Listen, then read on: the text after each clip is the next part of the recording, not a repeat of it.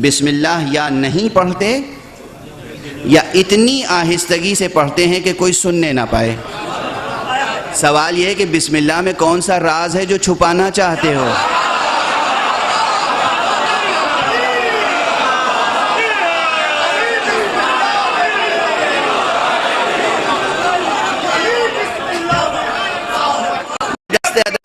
میں دست ادب جوڑ کے سوال ہے، میں نماز سیکھنا چاہتا ہوں کہ صحیح نماز پڑھوں، درست نماز پڑھوں، وہ نماز پڑھوں جو اللہ کے رسول پڑھا کرتے تھے، وہ نماز پڑھوں جو اللہ کے رسول پڑھا کرتے تھے.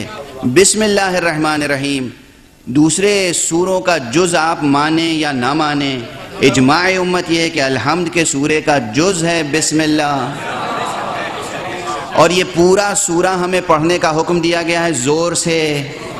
تو عمدن بھی جان بوجھ کر جو بات زور سے پڑھنے کے لیے کہا گیا ہے اسے ہم آہستہ سے پڑھیں. یہ حق کی نافرمانی ہے کہ نہیں؟ ایک تکبیر اگر کہا گیا فلاں موقع پر تکبیر زور سے کہو، ہم کہیں تکبیر اور آہستہ سے کہیں جان بوجھ کر، سہون نہیں، جان بوجھ کر، تو نافرمانی ہے کہ نہیں؟ اطاعت ہوئی؟ نہیں ہوئی اطاعت.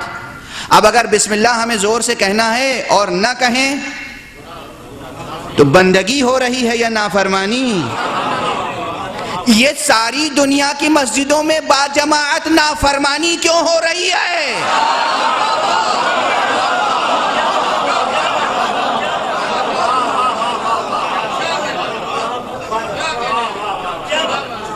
باجماعت نافرمانی کیوں ہو رہی ہے؟ ہم کس سے پوچھیں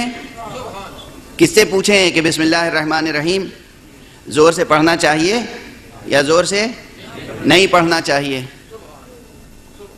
اب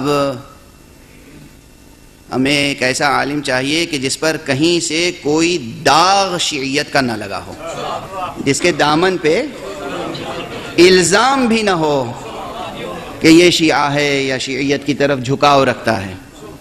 تو ہمیں ایک نام ملا، حضرت امام فخر الدین رازی. حضرت امام فخر الدین رازی کی تفسیر ہے، بہت سی کتابیں ہیں، منطق میں ان کی کتاب ہے، فلسفے میں ان کی کتاب ہے، علم کلام میں ان کی کتاب ہے، بہت سی کتابیں انہوں نے لکھی ہیں. ان کی ایک کتاب ہے تفسیر میں جس کا نام ہے تفسیر کبیر. تفسیر کبیر کی پہلی جلد پڑھ لیجئے، پہلی جلد تفسیر سورہ حمد کے ضمن میں. تفسیر سورہ حمد کے ضمن میں ایک دو سطروں میں نہیں، کئی صفحوں میں انہوں نے ڈسکس کیا ہے کہ نماز میں بسم اللہ بلند آواز سے پڑھنا چاہیے یا آہستہ پڑھنا چاہیے. امام فخر الدین رازی. اور اس کے بعد انہوں نے کہا کہ معاویہ اور بنو امیہ کا یہ دستور تھا کہ ہر وہ بات مٹانا چاہتے تھے جس سے علی کی یاد تازہ ہو، اور چونکہ علی رسول اللہ کی پیروی میں بسم اللہ ہمیشہ بہت بلند آواز سے کہا کرتے تھے، اس لیے پابند کیا گیا لوگوں کو کہ وہ بسم اللہ نہ کہیں، آہستہ کہیں.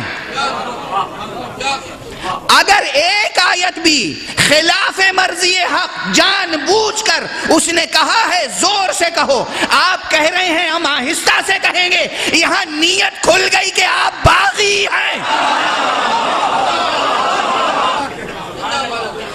پورا دن نہیں، ایک جگہ کھل گئی بات. کس کے قلم سے؟ امام فخر الدین رازی گواہی دے رہے ہیں. معاویہ اور بنو امیہ نے تمام کوششیں صرف کر دی تھیں اس پر کہ آثار علی کو مٹائیں،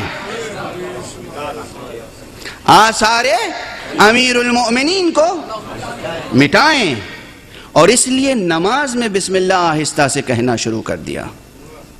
اللہ اکبر. اس کا مطلب ہمیں غور کرنا چاہیے، مسلمانوں کو غور کرنا چاہیے کہ آج ہم سنت مصطفیٰ صلی اللہ علیہ وآلہ وسلم پر عمل کر رہے ہیں